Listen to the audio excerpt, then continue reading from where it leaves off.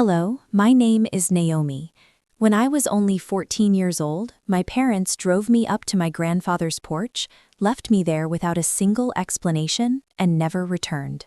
No phone calls, no birthday wishes, no signs they even remembered I existed. For an entire decade, I convinced myself there had to be a reason, something I didn't understand back then. But then Grandpa passed away, and suddenly they reappeared, dressed in black, smiling politely, asking questions about his $45 million estate as if those missing years had never happened. They claimed they came to mourn, but I couldn't help wondering, were they grieving him or chasing the fortune they once walked away from? They even tried to sue me, saying things like, "Follow me, break me," like I was the one who had done something wrong. The day they abandoned me didn't begin with yelling or slammed doors. It began with silence, the kind that settles over everything, heavy and suffocating, like cold air slipping through a cracked window. I sat curled in the back seat of their car, my knees pulled in close, a sweater tucked under my chin. It was my favorite, sky blue, with the small stitched initials NC that my grandmother had sewn herself. Neither of them said a word. My mother kept her eyes fixed on the road, her grip tight on the steering wheel. My father tapped his knee in a steady rhythm, restless, uneasy. The tires hummed softly beneath us as we drove along that winding North Carolina road I had known my whole life. I swallowed, forcing myself to speak. "Where are we going?" My mother blinked but didn't turn around. "To your grandpa's, just for a little while." Just for a little while. I remember those words clearly, the way she chose them so carefully, the way her voice sounded too calm, too rehearsed, like she had practiced it beforehand. I was only 14, but I wasn't blind. Something felt off. "Is this like before, when you went to Florida?" I asked quietly. My father let out a short breath, something between a laugh and regret. "No, sweetheart, this is different." When we pulled into Grandpa Eldon's driveway, I didn't move right away. My fingers tightened around the strap of my bag. My mother still didn't look at me. My father leaned over from the front seat, opened the door, and muttered, "Go on, he's expecting you." But that wasn't true. Grandpa stepped outside, still wearing his gardening gloves, confusion written all over his face. He looked from me to the car. "What's going on?" "They didn't say," I answered softly as I stepped out. Before I even reached the porch, the car had already started moving. The engine revved, the tires rolled, and they were gone. I didn't cry, not then. I couldn't. My body didn't know how to react to something like that. I turned back toward the road, waiting, expecting the brake lights to flash, the window to roll down, my mother's voice calling, "Naomi, wait, we forgot to tell you something." But nothing happened. The car disappeared around the bend, and just like that, they were gone. Inside, Grandpa Eldon put a pot of water on the stove. He tried to make conversation, asking about school, about a field trip I had mentioned weeks ago, but I barely heard him. My attention stayed fixed on the window. Every pair of headlights made my heart jump, tricking me into thinking they had come back. Later that evening, he burned the spaghetti and sighed. "Guess I'm a little out of practice." I forced a smile so he wouldn't feel bad. He handed me a forkful and said, "Eat up, kiddo. Tomorrow will be better." But tomorrow never came, not the one I was waiting for. The guest room smelled like old wood and mothballs. I unpacked my bag slowly, searching for the things I always carried with me. My instant camera, the birthday card my mom had written the year before, my charm bracelet I wore every summer. They were gone. In their place was a wrinkled receipt from a pawn shop in Charlotte, a list of item codes. One read Charm B, another said Kodak Inst. My stomach twisted painfully. They had sold them. All those little pieces of my life turned into money. I didn't sleep that night. I just lay there staring at the ceiling, letting the truth settle into me like a fever. The next morning, Grandpa made scrambled eggs. I nodded through breakfast, trying not to break when he asked what I wanted to do that weekend. As I picked up my fork, a memory surfaced. A week earlier, I had asked my mom to come to a school dinner. She had smiled and said, "I have something more important that night." Now I knew what she meant. Around noon, I carried my plate to the sink and wandered into the living room. The clock ticked loudly, filling the space. Every passing car made me flinch, pulling me toward the window again and again. By evening, I stopped running to look, but I still watched, still waited. The days blurred together after that. Grief doesn't follow a straight path. It loops and lingers, catching you off guard in the smallest moments. Sometimes it was the faint smell of pipe tobacco clinging to Grandpa Eldon's chair. Sometimes it was the quiet after dinner, where his voice used to fill the room. By the time the funeral came, I thought I had prepared myself. I hadn't. The service was simple, just the way he would have wanted. No extravagance, no show. A few old colleagues came, along with some of his former students. They shared stories about how he had believed in them, pushed them forward when no one else would. I sat in the front row, the gold key necklace he had given me resting against my collarbone. My hands were folded tightly in my lap. Then the doors opened. A cold feeling ran straight through me. They walked in. Marlon and Lorene. 10 years. 10 full years without a word. No calls, no birthdays, no apologies. And now here they were, dressed in black, acting as if nothing had happened. Marlon gave a small nod toward the front row, like he expected me to acknowledge him. Lorene smiled, polished and artificial, and whispered to the usher, "We are her parents." I couldn't move. My pulse pounded in my ears. They looked older, worn down by time, but the entitlement was still there, worn like something tailored just for them. They sat in the second pew behind me, as if they had every right to be there, as if they hadn't left a child behind and driven away without looking back. After the service, people began to leave, offering condolences, hugs, quiet words. I kept my head down until I caught the scent of a familiar perfume, cheap vanilla mixed with lavender. I didn't need to look up. "Naomi, my sweet girl," Lorene said softly, reaching for me. I stepped back before she could touch me. "Don't." Her expression crumbled, like I had hurt her. "We came as soon as we heard. We're so sorry. Your grandfather meant everything to us." Marlon added quickly, louder than necessary. "He was proud of you, Naomi. You've become quite the woman." I looked at him, disbelief sharp in my voice. "You don't get to say that. You weren't there." He blinked but held his ground. "We made mistakes, sure, but we're here now." Now, as if that fixed anything. I turned to walk away, but Lorene stepped in front of me, holding out a folded piece of paper. "I know you're angry, but please. I've been sick, cancer, early stage. I didn't want you to find out like this." I took the paper, glanced at it briefly, then slipped it into my purse without responding. Later that night, I searched it online. The exact same document appeared on a template site, a fake diagnosis form anyone could download. She lied. I didn't confront her, not yet. But something inside me had already ignited, and it was only a matter of time before it burned through everything. The next morning, while I was sorting through Grandpa's study, a soft knock sounded against the doorframe. It was Virgil, Eldon's lawyer, always in suspenders, always carrying a worn leather folder that looked older than both of us combined. "I figured you'd be here," he said, walking in slowly. "He left something for you, but more importantly, he left a warning." I tilted my head. "What kind of warning?" Virgil lowered his voice. "Your parents?" He suspected they'd show up once he passed. He took precautions. He reached into his folder, pulling out a sealed envelope and a typed memo. "The will reading is in 72 hours. You'll need to be there, and you'll need this." He tapped the gold key around my neck. I stared at it. Suddenly it felt heavier than before. "What exactly did he leave behind?" I asked. Virgil gave a measured smile. "Let's just say more than memories." That night I sat on the edge of my bed, turning the key over in my fingers. My thoughts spiraled. I remembered waiting by the window all those years ago, convinced they'd returned for love. Now I knew better. They came back, but not for me. "You waited 10 years to show up," I whispered into the quiet. "Let's see what you're really here for." The morning came, heavy with gray clouds, but I didn't leave my room. I spent most of the day sorting through old files, trying to ignore the mental static in my head. By sunset, the light had shifted just enough that Grandpa's study didn't feel so haunted. It wasn't just a room anymore. It was a vault, a place where his intentions had been carefully buried, protected. I walked in slowly, every creak of the floorboards under my feet making the space feel more alive. The scent of cedar was still there, sharp and grounding. His desk sat untouched, the leather chair slightly turned as if he had just gotten up. I opened the middle drawer, not expecting much. Stationery, a few loose paper clips, an old checkbook. Nothing important. But something in the back corner caught my attention. A ridge, barely noticeable, where the wood didn't quite line up. I pressed against it. It popped open. Beneath the false bottom was a sealed folder, marked in Grandpa's cursive. M&M, March 2011. My throat tightened. I pulled it out and laid it flat. The contents made my pulse race. Copies of legal documents, each one a fake.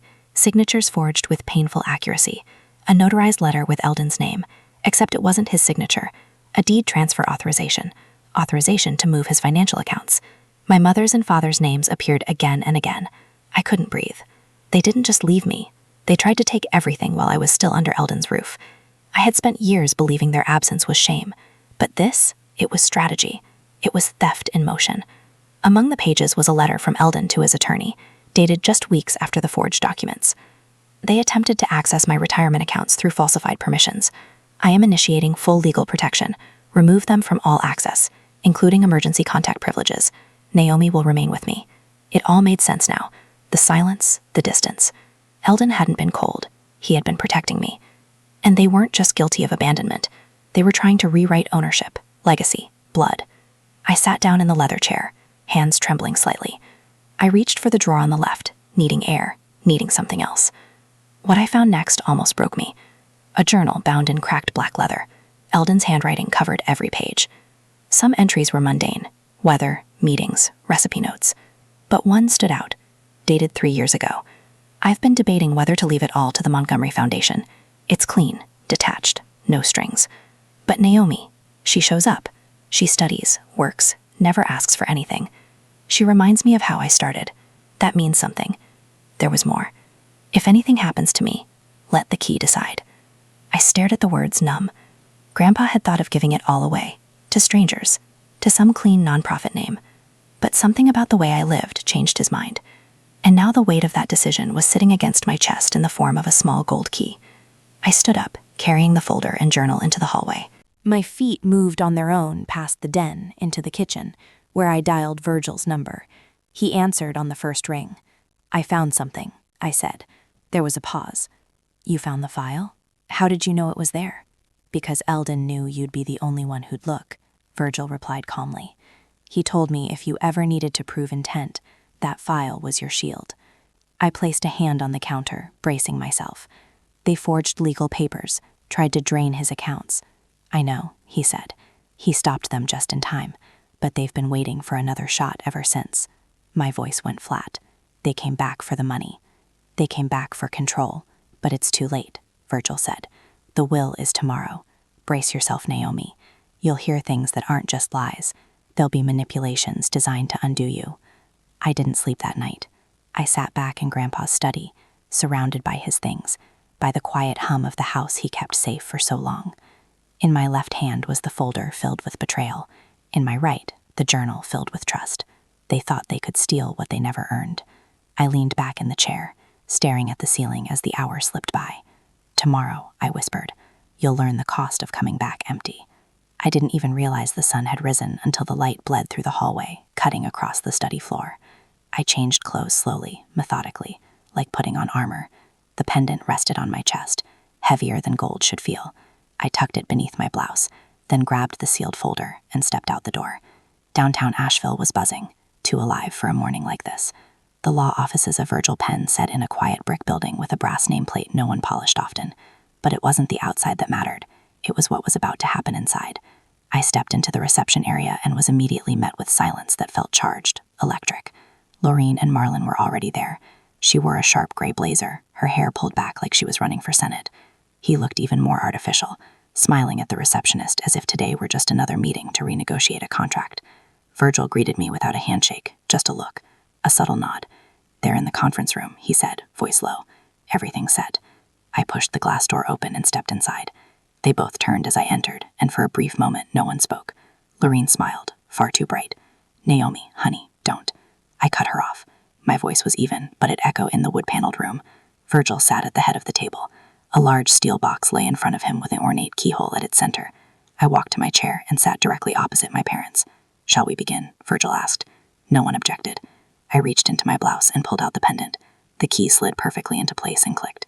Virgil opened the box, revealing a velvet folder with a red wax seal and the emblem of Eldon's personal legal insignia. Virgil broke the seal and began to read aloud. "I, Eldon William Colloway, being of sound mind and body, do hereby declare this my final will and testament. I leave the entirety of my estate, comprising all financial assets, properties, shares, and holdings, to my granddaughter Naomi Elise Colloway." The air snapped. Laureen lurched forward. "That's absurd. She's a child." "I'm 24, I said flatly. Marlon narrowed his eyes. "There's no way this holds up." She manipulated him. Virgil didn't blink. "Eldon executed this will with full mental clarity. We have documentation from his primary physician. Further, Naomi was legally emancipated at 17. All of this has been legally reviewed and audited." He handed them a file. You'll find everything you need inside. Lorraine turned red, her voice shrill. This is theft. I stayed silent. Then I pulled the second folder from my bag and placed it on the table. If you want to talk about theft, I said slowly, we can talk about this. Virgil opened it and passed out copies to both of them. Marlon's eyes flicked back and forth quickly. Lorraine blinked, confused, until she realized what she was holding. A 2011 asset transfer form with her forged signature and Eldon's too, except Eldon never signed it willingly. Virgil spoke without raising his tone. We have witnesses ready to testify that Eldon was coerced by his daughter, your wife, Marlon, into signing documents under duress. Lorraine's hands shook. You can't prove. Virgil cut in, sharper now. We can. We will. And you should pray we don't press charges. Marlon turned toward her, his face tight. You told me this was real, he hissed. I didn't think she'd find it, Lorraine whispered. I stood. This isn't about money, I said. This is about legacy, about the man who raised me when you walked out. You didn't just abandon me. You tried to erase him, erase what he stood for. No one spoke. You're not grieving, I continued. You're here because you failed the first time. You came back hoping he left the door unlocked. I turned to Virgil. Are we done here? He gave a small nod. I walked toward the door, past my mother's stunned face and my father's clenched jaw. But just as my hand reached the knob, I heard Marlon mutter under his breath, Then we'll take it back by force. I didn't flinch, but I heard it, and I knew exactly what came next. 2 days later, I opened my front door to find a plain white envelope with no return address, hand-delivered and stamped urgent. There was no knock, no buzz from the intercom, just the silent threat of something waiting to break me. I brought it inside, peeled it open with my thumb, and scanned the contents. Plaintiff, Marlon and Lorraine Calloway. Defendant, Naomi Calloway. Claim undue influence and manipulation of a mentally compromised individual. I laughed, but it wasn't humor. It was fury, sharp and rising in my throat. They're suing me, I muttered, dropping the papers on my kitchen table like they were diseased. In their warped version of events, I was some Machiavellian granddaughter who orchestrated a decade-long con to bleed a dying man dry. They had the gall to argue Eldon was not of sound mind and that I had isolated him from his biological family. They were rewriting history to erase what they couldn't control. By the afternoon, the story had hit a local gossip site. My neighbor Julie texted me a screenshot. $45 million, accused of elder exploitation. Family demands justice. I didn't respond. Instead, I yanked my blinds closed and locked both bolts. Just because you expect a punch doesn't mean it hurts less when it lands. Later that day, as I stepped out for coffee, hood up, sunglasses on, I saw him. Same man, same beige windbreaker. He'd been across the street the day before.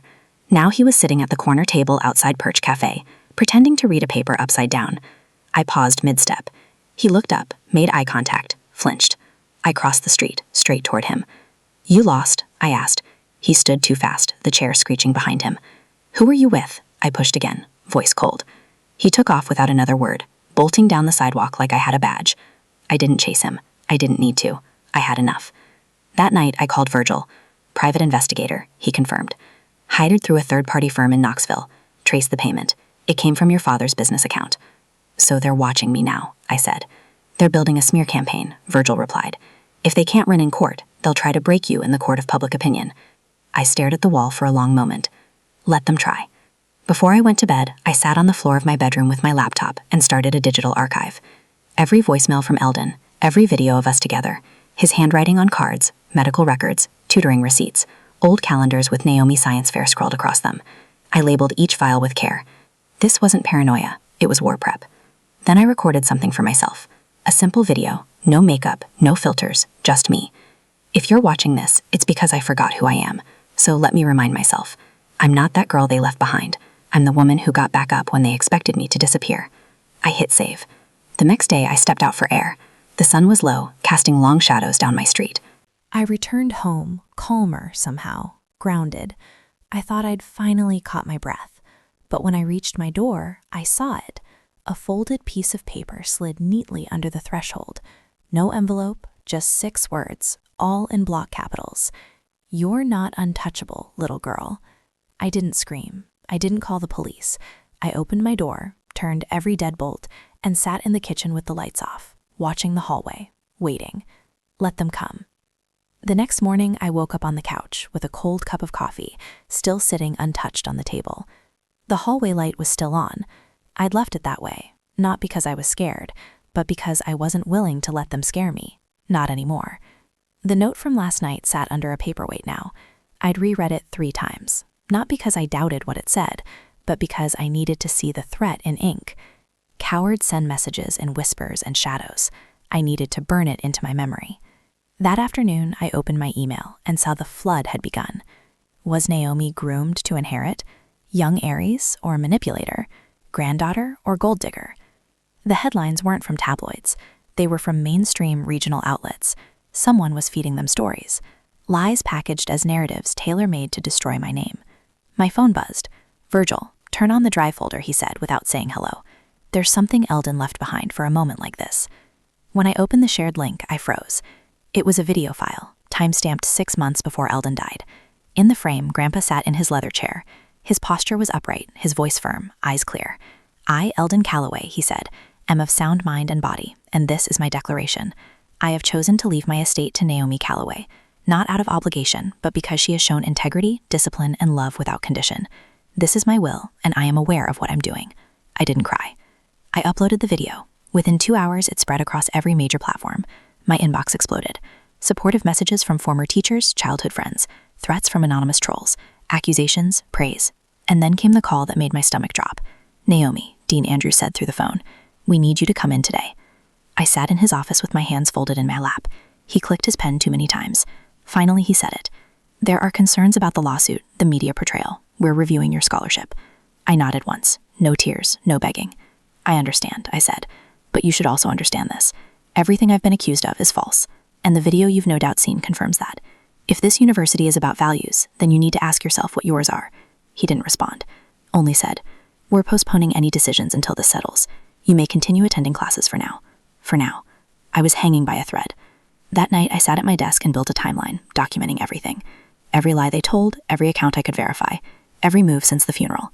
Then I clicked record on a live stream. The lighting was harsh. I didn't fix it. "My name is Naomi Calloway," I began, "and I'm not here to plead or perform. I'm here to protect what was entrusted to me." I laid out the facts, the video, the lawsuit, the smear campaign. I spoke without venom. I didn't need it. The truth, raw and bare, was sharp enough. "This isn't revenge," I said near the end. "This is defense. I was 14 when they left me. I'm not 14 anymore." Within minutes, hashtag spread, hashtag stand with Naomi, hashtag truth over blood. After the stream ended, I refreshed my inbox. One unread message from Marlon. Subject, "You just made this a war." I sat back in my chair and cracked my knuckles. Let's go then. 3 days had passed since the live stream that changed everything. I was back at Naomi Holdings, seated in the executive conference room with my senior leadership team, analyzing post-event data. We were dissecting market reactions, client sentiment, and brand engagement.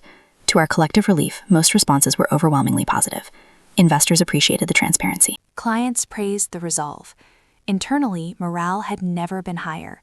Then the door slammed open. Rachel, my head of security, a woman who once faced down protesters in a monsoon without blinking, walked straight in without knocking. That never happened. "You need to come to the lobby now." She didn't raise her voice, but the weight behind her words left no room for debate. Without hesitation, I pushed my chair back and followed her. The hallway echoed with the sharp strike of my heels against marble, each step loud, deliberate, unavoidable. The elevator ride was brief, silent. When the doors opened, chaos greeted us. Phones, lights, people. Right in the center of it all stood them, my parents, as if they had simply wandered in off the street for a friendly visit. Laureen wore her signature strand of pearls, paired with a cream-colored suit too immaculate to be sincere, the kind of outfit worn to impress a courtroom or manipulate a camera.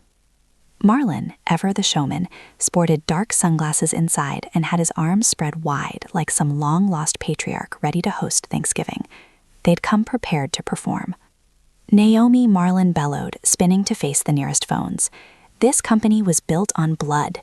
She wouldn't have anything if it weren't for us. I didn't flinch, didn't blink. I stepped forward slowly, my posture unshaken. "You abandoned me when I was 14, I said, my voice cool but firm. "You forfeited any claim to my life or anything in it." Laureen gasped, clutching her chest like a second-rate soap opera villain. "Sweetheart, don't say that. We were young, lost.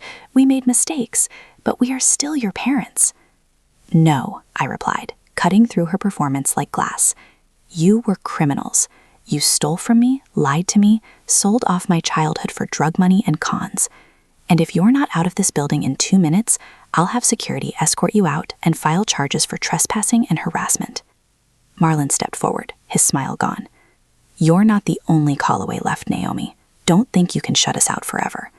A murmur swept through the crowd of employees and onlookers. Phones were now up everywhere. Someone whispered, "She's live again." "Good. Let them hear." I turned to the growing crowd. "Let's get something clear," I said. "These people, these two, didn't raise me. They abandoned me. They only came back when there was something to take." The lobby fell silent, save for the subtle hum of streaming devices. This company wasn't handed to me. I built it from the ashes they left behind.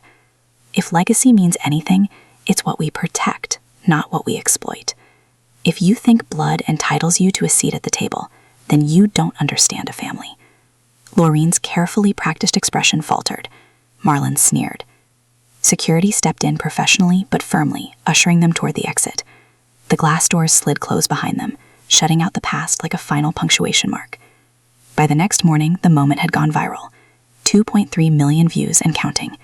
Hashtag stand with Naomi. Hashtag air with honor. Hashtag legacy over blood. By midday, the board called an emergency session. Virgil, my longest-serving advisor and a board liaison, pulled me aside beforehand. "Some members are nervous," he said cautiously. "They're worried about the optics, investors, media, stock volatility, standard boardroom jitters." I walked in ready. I brought with me a full packet of documentation, timestamps, videos, screenshots, a precise timeline of everything leading up to the lobby incident. I didn't just come to defend myself. I came to end the conversation. "I won't apologize for telling the truth," I told them, "and I will not be silenced to protect outdated notions of brand image. If silence is the price of integrity, I'd rather be loud and honest." Some board members looked uneasy. A few nodded. None objected, at least not publicly. That night, I stayed late in my office and rewrote a strategic directive that had been on my mind for months. By the next morning, we'd launched a new initiative under my foundation, Air with Honor. It was more than a campaign. It was a public-facing advocacy branch to help others who had suffered betrayal at the hands of family, especially those who had endured abuse, financial manipulation, or legal obstruction related to inheritance or legacy rights. This was bigger than me. Now there were thousands, maybe millions of people out there watching that live stream, people who had been made to feel alone, powerless, voiceless. Now they knew they weren't.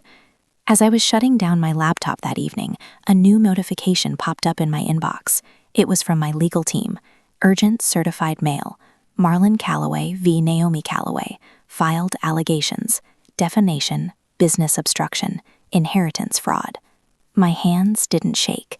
My breath didn't catch. They weren't done coming for me, and now neither was I. The courthouse steps were slick with morning drizzle. Rain clung to the stone like a whisper, just loud enough to make you cautious. Reporters huddled at the bottom of the stairs, microphones in hand, eyes scanning for a story to devour. They reminded me of seagulls, restless, opportunistic, waiting for something to drop. I didn't stop. I didn't look at them. I didn't have to. I held the leather folder against my chest with both arms, like a shield. It contained more than documents. It carried years of silence, truths buried and unspoken, the echoes of a childhood stolen, and the man who gave me back a name, a home, and a future. Inside the building, everything shifted. The air was stale and still, as if time itself had paused to listen. The courtroom filled faster than expected. The gallery was packed, faces I didn't recognize, some sympathetic, some skeptical. Whispers stirred like wind against marble, brushing the edges of wooden benches and sharp-suited egos. Across the aisle, Marlon lounged like a man on vacation, confident, relaxed, like he thought the whole thing was a formality, just another performance where he played the victim and walked out richer than he came in. Laureen sat beside him, all pearls and feigned fragility, dabbing at her eyes with a neatly folded handkerchief. Her tears were dry. Her nerves were rehearsed. Their lawyers matched the image perfectly. Expensive suits, polished shoes, expressions carved from stone. They didn't come to argue facts. They came to sell fiction. Virgil leaned toward me, voice low. Just speak the truth. That's all they didn't count on. I nodded. It wasn't comfort I needed, it was clarity, and I had it. The trial opened exactly how I imagined it would, with character assassination disguised as reasonable doubt. An arranged child returns, spends a brief amount of time with her grandfather, and suddenly she's the sole heir. Their lead attorney delivered it like a joke, raising an eyebrow and glancing toward the jury as if waiting for a laugh. What are we supposed to believe? I watched the jurors carefully. One of them scribbled a note. Another frowned. The rest kept their faces neutral. Then it was our turn. Virgil rose slowly. He didn't need Beatrix. He let the facts speak for themselves. Custody rulings from 2011 showing how I'd been legally removed from my parents' care. Documentation of my emancipation, signed and stamped. Medical assessments of Eldon's mental state, each one verifying his clarity in the final year of his life. Finally, he played the video, the one Eldon recorded 6 months before he died. His voice filled the courtroom. I've thought long and hard about this, Eldon said, looking straight into the camera.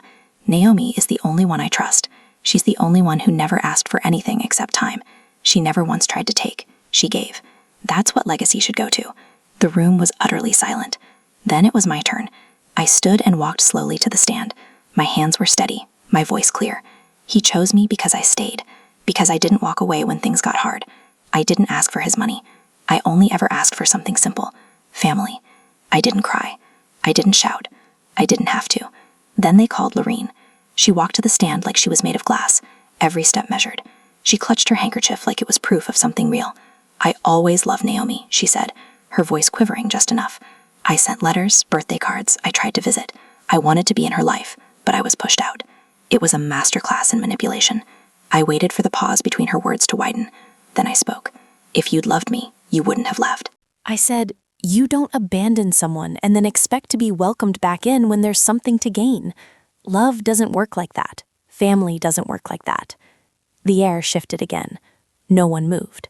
The judge, who had watched all of this unfold with the patience of someone used to human drama, finally leaned forward and adjusted her glasses. Case dismissed with prejudice. Miss Calloway retains all legal rights to the estate. Further claims of this nature will not be entertained. And just like that, it was over. I stepped out into the daylight. This time the rain had stopped. The clouds were beginning to break apart, and the sun cut through in pale golden rays. Reporters surged forward. Cameras clicked, microphones thrust into my face. Miss Calloway, do you feel vindicated? Do you have a comment on the ruling? I kept walking. Some truths don't need a headline. Some victories don't need confetti. I walked down the courthouse steps, each one lighter than the last, and disappeared into the noise. That evening, I returned to my apartment and curled up on the couch with a blanket and a cup of chamomile tea. The city buzzed outside, but in my living room there was only the soft glow of a floor lamp and the quiet hum of stillness. I opened my phone and scrolled through the flood of messages. Congratulations. Media requests, supporters sharing their own stories. One message stood out. A DM request from an unfamiliar profile. No real name, just a muted image of a seascape as the avatar. I tapped it open. I think we might share a father. I'm sorry about what you're going through. Alec, 28, Baltimore. My stomach sank. My heart paused. Same father, different life. A half-sibling I never knew. A silence I hadn't expected to break. The next morning, I drove out to Eldon's grave. The groundskeeper had done his work. The grass had thickened, green and soft, and spring flowers bloomed around the headstone. I knelt down and sat cross-legged beside it, brushing a few leaves away. From inside my coat, I pulled out a folded letter written by hand the night after the trial. I unfolded it slowly. I kept my promise, I said aloud, voice cracking a little. They came back, but I didn't fall. You built me to stand. I reached into my pocket and took out the gold key he'd left me. The one he said symbolized more than inheritance. It meant trust, continuity, a belief in something better than the past. I set the key gently on the stone, letting it rest there for a long moment, catching the morning light. Then I picked it back up and fastened it around my neck again. That night, I stared at Alec's message for a long time, fingers hovering over the screen. There was a new story waiting. This time I typed, "Tell me your story." The hum of the copier beside my desk clicked off as I signed the last document in the stack. Just like that, it was official. The Eldon Legacy Foundation existed legally, structurally, and spiritually. I leaned back in my chair, watching the ink dry on the paper bearing my grandfather's name, not as a benefactor or donor, but as a symbol of second chances. For the first time in a long time, the air in the office didn't feel like a battlefield. No phone calls from lawyers, no press ambushes at the elevator, no crisis to navigate, just peace. The press launch happened on a cloudy Thursday in the garden Eldon used to read in every Sunday. I stood at a podium that felt far too big until I looked up and saw the faces gathered. Former teachers, youth counselors, volunteers, and a few teenagers whose eyes held the kind of silent fear I knew too well. This foundation isn't about me, I began, adjusting the mic. It's not about the Callaway name. It's about what we do when someone chooses to see us not as broken, but as becoming. The applause wasn't loud. It didn't need to be. It was the kind that stayed with you long after you stepped off the stage. Later that evening, I returned to Eldon's house, still mine, though it never felt like just property. I wandered through his study, fingers brushing over book spines, picture frames, his old globe. I don't know what made me open the bottom drawer of his file cabinet, but I did. A leather-bound notebook rested inside. Its pages were delicate with age, ink faded slightly at the edges. Toward the back, a dated entry caught my eye. I wanted to forgive Marlon. I wanted to believe he could grow.